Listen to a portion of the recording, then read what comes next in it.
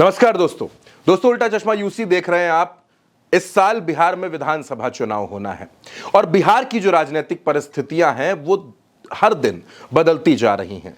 आप जानते हैं बिहार में एक नेता है चिराग पासवान। चिराग पासवान ने एक बयान दिया कि वो दिल्ली नहीं बल्कि बिहार की राजनीति करना चाहते हैं और उसके बाद उन्होंने कहा कि उनकी पार्टी सभी 243 सीटों पर चुनाव लड़ेगी। अब इस बयान को जेडीयू ने बगावत की तरह से लिया। जेडीयू के नेताओं ने चिराग पासवान को यह नसीहत दी कि गठबंधन धर्म का पालन करना सीखें।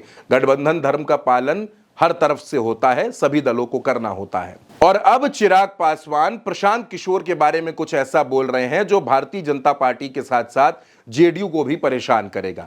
दरअसल चिराग पासवान ये कह रहे हैं कि प्रशांत किशोर बिहार में जो कुछ कर रहे हैं, जिस तरह से वो लोगों के बीच में जा रहे हैं, अपनी बात बता रहे हैं, तो ये एक ईमानदार कोशिश है और चिराग पासवान इस ईमानदार कोशिश की सराहना कर रहे हैं, तारीफ कर रहे हैं।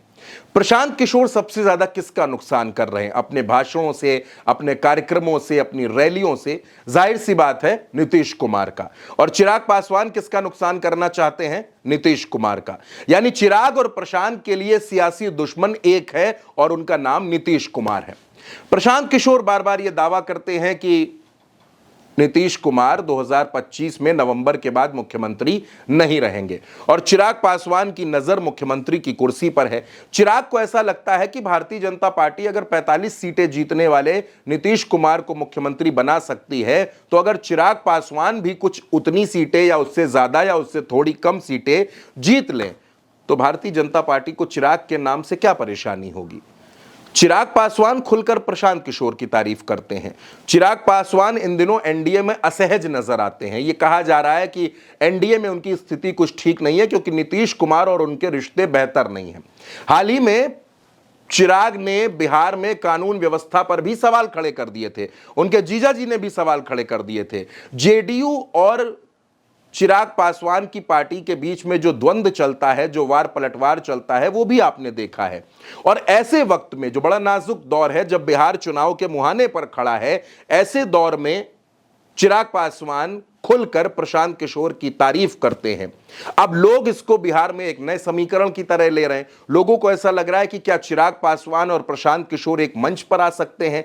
अगर ये दोनों नेता, ये दोनों युवा नेता जो बिहारी फर्स्ट की बात करते हैं, ये दोनों एक मंच पर आ जाते हैं, तो ये बिहार में एक बड़ा राजनीतिक परिवर्तन होगा और ये फिर नुकसान दोनों का करेगा, चाहे वो एनडीए हो या फिर वो महागठबंधन हो।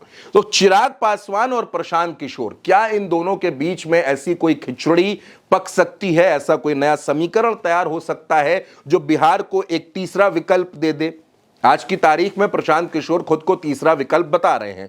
वो ये कहते हैं कि एनडीए और महागठबंधन के अलावा हम एक तीसरा विकल्प हैं और बिहार की 60% जनता बदलाव चाहती है जो हमारे साथ आएगी। लेकिन इस विकल्प में क्या हो कि अगर चिराग पासवान भी जुड़ जाए, चिराग और पीके एक मंच पर आ जाए, दोनों अपने विजन को बताएं। दोनों के पास वही मुद्दे हैं, पलायन को रोकना, बेरोजगारी को खत्म करना, बिहार को शिक्षित बनाना, बिहार को आगे ले जाना। तो जब विचार रही है, जब चिराग पासवान प्रशांत किशोर की तारीफ कर रहे हैं, तो दोनों कल को एक मंच पर आ जाए तो उसमें कोई हैरत मत कीजिएगा। और अगर दोनों इस मंच पर, एक मंच पर आ जाते हैं, तो बिहार की राजनीतिक परिस्थितियां क्या होंगी, उस बारे में आप जो भी सोचते हो अपनी राय कमेंट बॉक्स में हमें जरूर बताइएगा। चैनल को सब्सक्राइब कीजिएगा। नमस्कार।